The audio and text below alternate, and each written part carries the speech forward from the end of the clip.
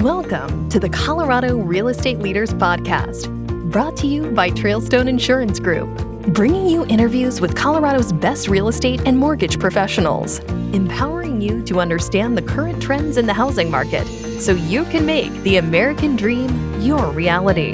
Enjoy today's episode. Well, it's a great day in Colorado, and welcome to the Colorado Real Estate Leaders Podcast. Today we have with us Elizabeth Kinsey, who's a loan officer with Prime Lending. Elizabeth, welcome to the program. Hi, thank you. Great to be here. Yeah, great to have you. I'm looking forward to learning from you and seeing how your experiences personally and professionally help you serve your clients that you're working with. So give us a little bit of your background and how did you get into the finance and mortgage industry in back in the day when you did? Okay, yeah, it's actually a funny story. I'm a Colorado native. I was working in education. My husband was working in the tech industry. It's when they did a whole bunch of layoffs. And he came home one day and said he got laid off. And I'm thinking, how am I going to support a family of four on a teacher's salary? Yeah. And he knew some local real estate agents in the community that were looking for a lender. So he came home and said, hey, I found this job. And I was like, oh, I want to do it. I want to do it. I can do it. Let me do it. I want to do it. And he's the one that needed the job. Yes. But so long story short, I got the job. I stole it from him. And I'm very happy that he let me do that and have loved this career. That's awesome. And how many years ago was that? That was in 2001, so 21 years ago. So many years of experience of learning and staying up to date in the industry, and the industry's changed so many times over the last 20 plus years, and rates have gone up and down and all around, but it really is something where I know that I could just tell from what you do, you stay up on the market, you learn and you figure out what has changed and how that can serve your clients. So that's really neat. So did he get a job in a whole different industry and then you just stepped into mortgage? He did end up with a job in a different. Yep. Awesome.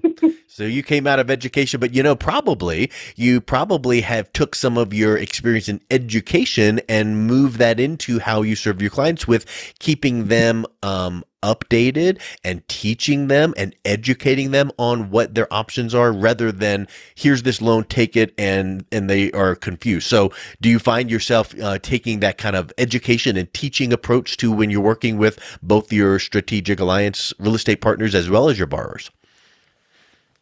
I do. And I also have a degree in economics. So that gets me very well positioned in financials.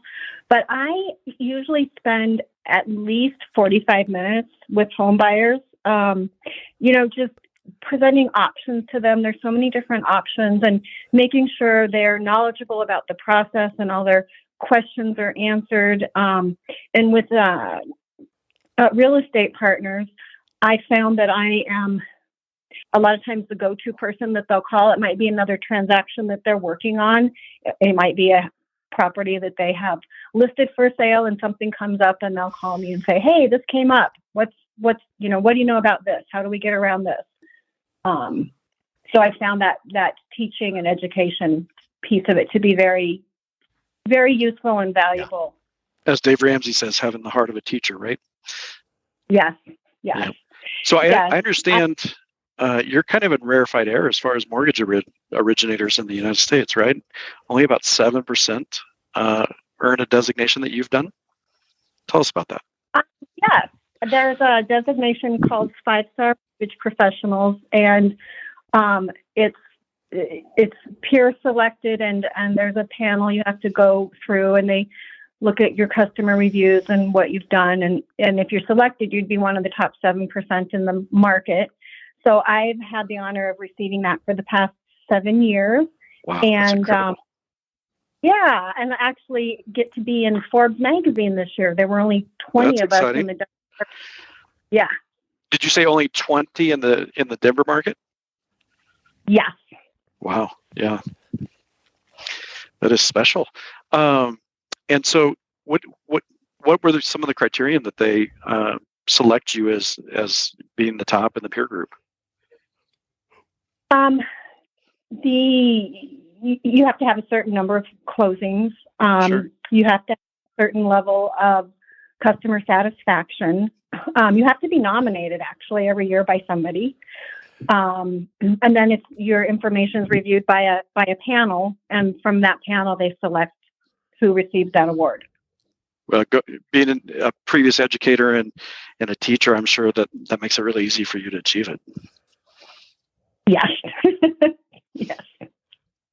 So, Elizabeth, what are the typical types of clients you're working with? What are they doing in financing? Are they refinancing? Are they first-time home buyers? Are they move-up buyers? Are they move-down buyers? What do you find? I mean, I'm sure you do it all, but what is the sweet spot of who you're finding to serve? So, that's one of the things I just love about this industry and this job is nothing's ever the same. Everything's different. And I do serve all of those different markets that you mentioned. I think when I started, it's very much first-time home buyers, and I still really love working with first-time home buyers because they're the ones that need a lot of education. They've never been through this before.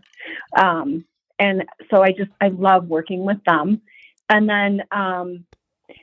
then the people that are relocating or selling their home and moving into another one, and they need to negotiate how all that's going to work because that's not always easy.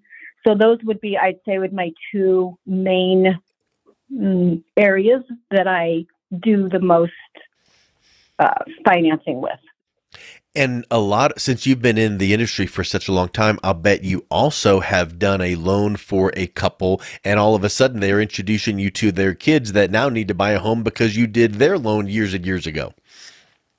Yes, I do find that often, and I'm referral based, so I've been successful in receiving those types of referrals. And one of the things that I did this year was my son has 3 years of mortgage experience, and he joined up with me this year to be a team. So it's worked really nice because there's different age groups, and so there might be people that relate a little bit better to him in that younger age group than to me.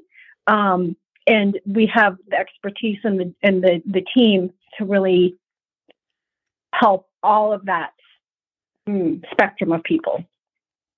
Yeah, that's really neat to see mother and son team, and yeah, like you said, there's a client of mine out in California that does father and son, and the son's into music and sports, so then that tends to be the younger generation that likes the music and sports, and then the dad is dealing with the parents, and I'm sure you are able to do the same kind of a thing here, where maybe his interest levels or his demographic that he relates to is different than yours, but boy, it just rounds it out really nicely. Does. Yeah, it's been a great team and partnership that we've developed.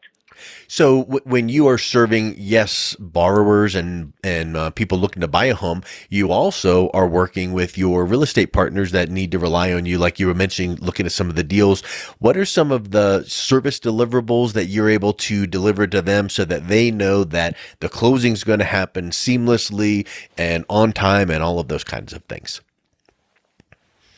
So, first of all, I am very thorough up front with people. I never, ever want to put somebody in the car with a real estate agent that isn't qualified for what they're looking for. Yes.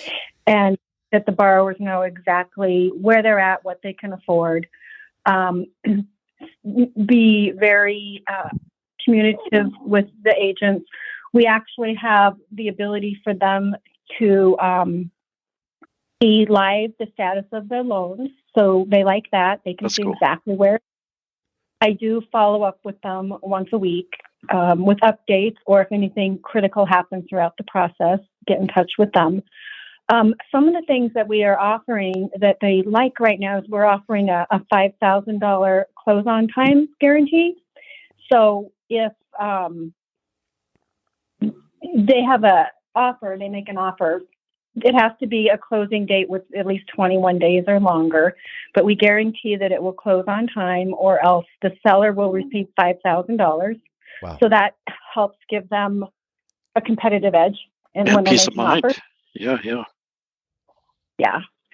And 21 days is pretty aggressive anyway. So, I mean, you would think that, we'll close within 90 days. Well, that's not much of a guarantee, but if it's over 21 days, you're saying you'll close on time, meaning if it's set to close on the 30th of the month, it better close on the 30th of the month, because inevitably there's another transaction that has a domino effect that if it doesn't close on time, now it's like we got to now change 2, 3, 4 transactions down the line. Yes. And that is something that I never want to see happen with people. So on those, we fully underwrite them. We send them in. They have full underwriting approval. And all we need is an appraisal, a contract and appraisal, and insurance.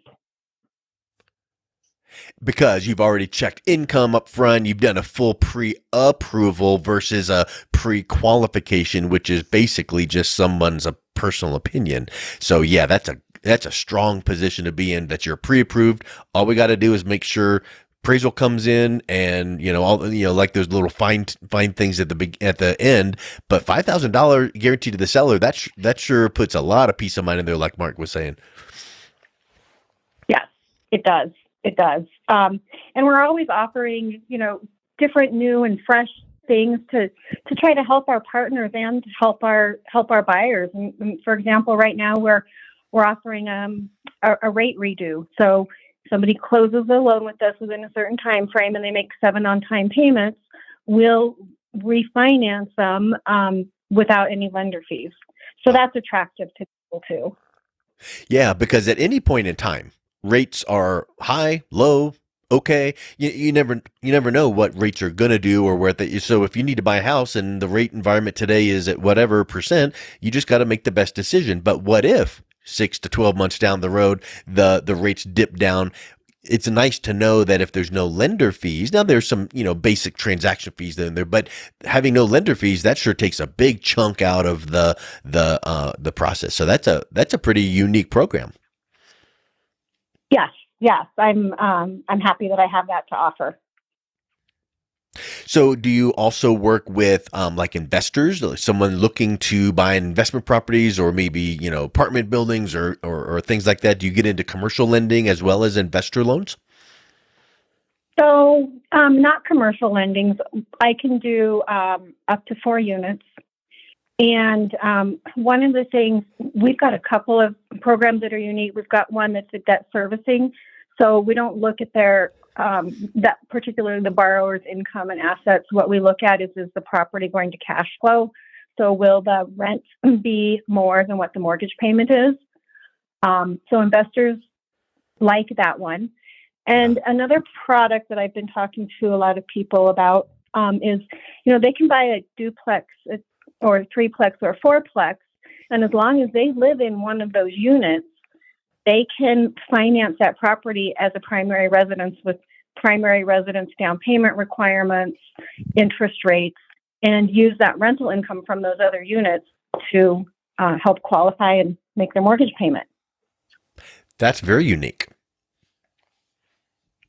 So that's a good way for them to get into. And then how long, so let's say that someone wanted to do that, get into, let's say a 4-plex and they live in one unit, rent out the other 3.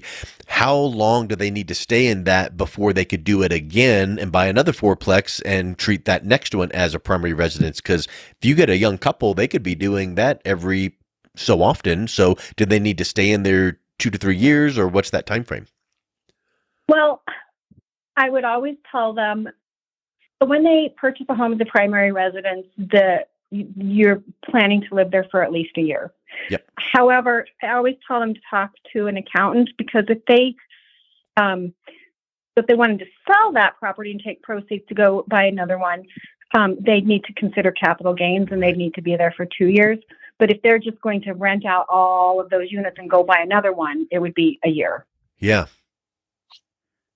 Yep, that's a good point. And always pointing them to the professionals that can shed some light on the best choices there. That's excellent. Yeah. And in different time, we talked about, rates, being different times of the year, so they will always change, and we know that that's a factor. But isn't there also a time where people will go, you know what, rather than selling a house, we're just going to sit tight in the one we're in, so let's just do a big old renovation. Let's just let's remodel the basement, the kitchen, the bathroom. So talk a little bit about some of maybe the home remodel loans that people could look at. Okay, sure. So we have 18 different renovation loans. So I don't know if there's really anything you could probably do with those. So if you wanted to renovate your home, you can add on a garage, you can pop the top, you can just remodel the kitchen, you can add a swimming pool. And another thing that I like is, so what I've found is people that are buying homes, some of the home prices, the nice, pretty fancy ones are maybe sometimes out of their price range. But if they found a house that has the bones that they like, and, what if we added a garage or we added a bedroom or we just updated it all? This would be perfect for us. And they might be able to get it at a lower price because it's not as attractive and staged and beautiful. They could buy that home using a renovation loan. The renovation loan would give them the extra funds to make that house what they want it to be. Mm-hmm. And they might be able to get into a house that they love versus one that they're settling for. That sheds new light and perspective on that. I think that a lot of times people like, yeah, but we need, that's a good point. So I think that is drawing from your decades of experience to say, hey, you could do it that way, but here's something to consider. And I think that's just again, we've used the word several times, education, teacher focus. When you can educate and give someone the option, you're not saying they must do it one way or the other, but when they can see their options, they make the decision, they feel empowered to do so. Right. And that's what I like to do, is just give them all of their options, not just say, oh, here's your application, you need to be in a conventional loan. Well, why? Yeah. Yeah. And here's why. Or, you mentioned this, and I noticed that you said this, and you've got this coming in. Here's something that a lot of lenders probably don't know about, but we've got this program where, and like you said, 18 different renovation loans. Boy, how many renovation loans do you need? I didn't even know there was 18 out there, but that's lots a really strong position to be in. So if you've got 18 different renovation loans, you've got many other kinds of refinance, purchase, and variations that way. What is a strategy if someone's looking to buy a house now and maybe the rate environment's higher than what it's been, or hoping that rates are going to go down? What is a strategy that you recommend to help them get into a house now and maybe maximize the interest rate environment? So, again, I'm all about giving options. So there's always the buy down option where a lot of sellers now are actually giving concessions towards costs, and they can take those concessions and either buy down the rate permanently or do a temporary buy down where their rate could be 2% lower the first year, 1% lower the next year, and then it goes to the fixed rate for the term of the loan. And if rates go down in that time, they can always refinance out of that. Another thing that I've seen a lot of people moving towards are like a 7-year adjustable rate mortgage, because they don't necessarily need to get funds from a seller in order to do that, but they do have a lower rate and they know it won't change for 7 years. Yeah. So I'm seeing quite a bit of that. And I also talked to them about, well, you've got seller concessions. This is what you can do with it. You can permanently buy down your rate. You can do a temporary buy down. You can use that money to pay your closing costs because, if rates go down and you want to refinance, that's when you would pay the costs, and it keeps more money in your pocket. So just giving them their options of what they can do. Yeah. It's like, if you do it this way, here's what it would look like. If you do it that way, here's what that would look like. What do you think? And the neat thing is, you're not trying to, guide them into one because it benefits you more. You're just saying, here's some choices. Doesn't matter to me what you choose, but I want you to understand your options. Right. And I have some people choosing 7-year ARMs right now. I have some people choosing the buy downs, and it just really depends on their comfort level and their goals and how long they'll be in the house. Yeah. Exactly. Well, it's these kind of approaches that make it obvious why you were selected as the 5-star lender and that designation. So congratulations on all of your hard work. And if someone is listening to this going, hey, maybe Elizabeth can help me and work with me, what's the best way that they can reach out and connect with you? So the best way is by cell phone.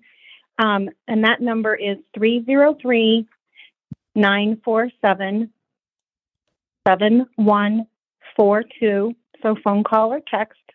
And then my email address is always great, elizabeth.kinsey@primelending.com. Excellent. Well, Elizabeth, thank you so much for coming on today. It was a real pleasure talking with you. Yeah, thank you for having me. I enjoyed it. And have a really great rest of your day. You as well.